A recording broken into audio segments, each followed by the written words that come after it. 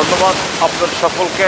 আজ জাতির এই ক্লান্তি লগ্নে বাংলাদেশের ৫৫,৫৯ বর্গ মাইলের গণমানুষরা রাষ্ট্রীয় ক্লান্তি লগ্নে আজকে নিরাপত্তাহীনতায় ভুগছে। আজকে বাংলাদেশের গণমানুষের সিকিউরিটি নেই। আপনারা ইতিপূর্বে দেখেছেন বাংলাদেশে রাজনৈতিক সহিংসতার কারণে গণমানুষরা বা সাধারণ মানুষরা তাদের জীবনযাপনে কষ্ট হচ্ছে। স্কুল কলেজে সাধারণ ফ্যামিলির ছাত্রছাত্রীরা যেতে পারছে না। আপনারা ইতিমধ্যে পত্রপত্রিকা দেখেছেন, মিডিয়ায় দেখেছেন, প্রকাশ্যে দেখেছেন যে গোপালগঞ্জে কি ঘটনা ঘটেছে। জাতীয় নাগরিক পার্টি একটি ঘোষণা করেছেন, মার্চ টু গোপালগঞ্জ। এই মার্চ টু গোপালগঞ্জ বলার তাদের কি উদ্দেশ্য ছিলেন যে গোপালগঞ্জে বিভিন্ন অঞ্চলের মানুষদেরকে যাওয়ার আহ্বান করছেন এবং তারা একটি রাজনৈতিক প্রোগ্রাম করবেন। কিন্তু আজকে জাতির বিবেকের কাছে একটি প্রশ্ন রয়ে গেছেন। বাংলাদেশের ৬৪টা জেলা রয়েছেন। আজকে আপনারা দেখেন গোপালগঞ্জে বঙ্গবন্ধুর বাড়ি। সে গোপালগঞ্জে কিন্তু বাংলাদেশে যখন কেয়ারটেকারের আন্ডারে নির্বাচন হয়েছিলেন তখনও 5% বা 10% ভোট বাংলাদেশের আরেকটি বৃহত্তর রাজনৈতিক সংগঠন বিএনপি সেখানে পাইতেন না। এবং বগুড়াতে, ফেনীতে যখন কেয়ারটেকারের আমলে নির্বাচন হয়েছিলেন তখন কিন্তু আওয়ামী লীগের মতো একটি বৃহত্তর সংগঠনও সে বগুড়াতেও 10% থেকে 5% ভোটও পাইতেন না। এবং রংপুরের দিকে আপনারা তাকিয়ে দেখেন 1990 সনে এরশাদ সরকারের পতনের পরেও কিন্তু সে রংপুরে কিন্তু এরশাদ সরকার পেয়েছিলেন। আমি এটা দিয়ে বুঝতে আপনাদেরকে চেয়েছি, বঙ্গবন্ধু শেখ মুজিবের জন্ম যেখানে, সেখানে আওয়ামী লীগের লোক বেশি থাকবেন। বগুড়ায় যেখানে বেগম খালেদা জিয়ার জন্ম, সেই অঞ্চলের মানুষরা বিএনপির সমর্থন বেশি করবেন। রংপুরেও তদ্রূপ এরশাদ সাহেবের দলের বেশি লোক থাকবেন। কিন্তু আমার জাতির বিবেকের কাছে প্রশ্ন হলেন যে এনসিপি দল যদি বাংলাদেশের প্রত্যন্ত অঞ্চলে প্রভাব বিস্তার করতে চায় তাহলে প্রথমত তাদের বাংলাদেশের বিভিন্ন অঞ্চলেই প্রভাব বিস্তার করতে হবেন। পরবর্তীতে সর্বশেষে কিন্তু সে বগুড়া, ফেনী, রংপুর এবং গোপালগঞ্জের দিকে তাদের জনপ্রিয়তা বাড়ানোর জন্য বা রাজনৈতিক কার্যক্রমের জন্য তারা আগাবেন।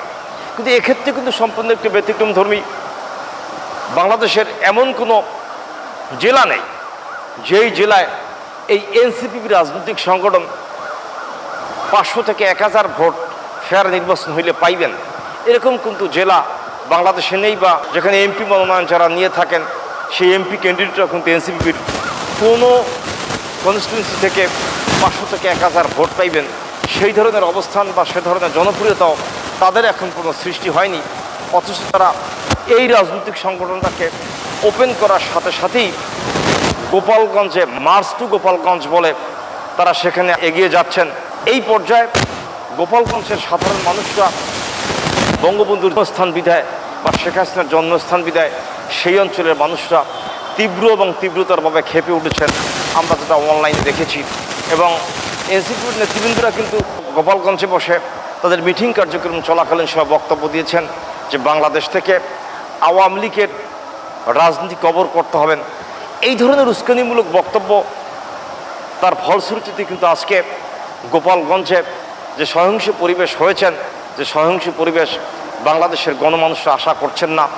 4টি মার্ডার হয়েছেন, আরও একাধিক মানুষ সেই গোপালগঞ্জের হাসপাতালে বর্তমানে চিকিৎসাধীন রয়েছেন। আজকের এই অপ্রীতিকর ঘটনার জন্য কে দায়ী থাকবেন? রাজনৈতিক সহিংসতার কারণে যে গোপালগঞ্জের 4টি লোক মারা গেলেন বা যে সহিংস পরিবেশের সৃষ্টি হলেন, এই সহিংস পরিবেশের জন্য কে দায়ী থাকবেন? মাননীয় সরকার প্রধান, আপনার এই শাসন আমলে আপনি ব্যক্তিগতভাবেও রক্তের হোলি খেলায় মেতেছেন। আপনি রক্তের হোলি খেলা জমানোর কারণে বাংলাদেশের প্রত্যন্ত অঞ্চলে খুন, জখম, হত্যা, ধর্ষণ ইত্যাদি চলছেন। আপনার আইনশৃঙ্খলা বাহিনী সহ আপনি নীরবতার সাথে দেশ পরিচালনা করছেন। কি আশ্চর্য বিষয় যে বাংলাদেশের মানুষ নিরাপত্তা পাচ্ছেন না।